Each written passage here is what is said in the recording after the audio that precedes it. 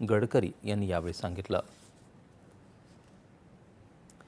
ओदिशामध्ये पुरी शहरात मोठ्या उत्साहात आज प्रसिद्ध जगन्नाथ रथयात्रेला सुरुवात झाली. त्यासाठी जगभरातील हजारो भक्त पुरीमध्ये जमले आहेत.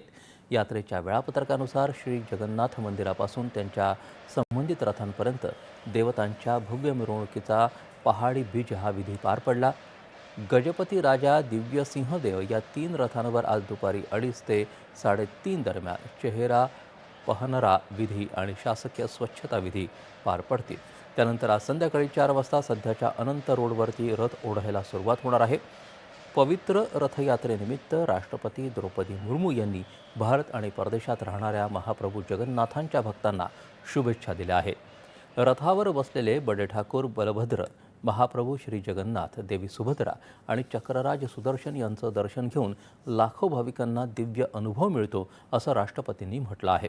या शुभप्रसंगी संपूर्ण जगात शांती, मैत्री आणि स्नेहाचं वातावरण राहो अशी प्रार्थना महाप्रभू श्री जगन्नाथांकडे राष्ट्रपतींनी केली आहे.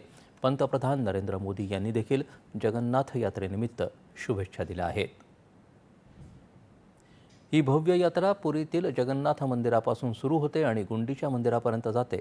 असं मानलं जातं की भगवान जगन्नाथ वर्षातून एकदा त्यांची बहीण सुभद्रा आणि भाऊ बलभद्र यांच्यासोबत त्यांच्या मावशीच्या घरी गुंडीच्या मंदिरात जातात. ही रथयात्रा एकूण 12 दिवस चालणार असून 8 जुलैला नीलाद्री विजयानं या यात्रेचा समारोप होईल आणि भगवान जगन्नाथ त्यांच्या मूळ मंदिरात परत येतील. ही रथयात्रा 12 दिवसांची असली तरी त्याची तयारी काही महिने आधी सुरू होते.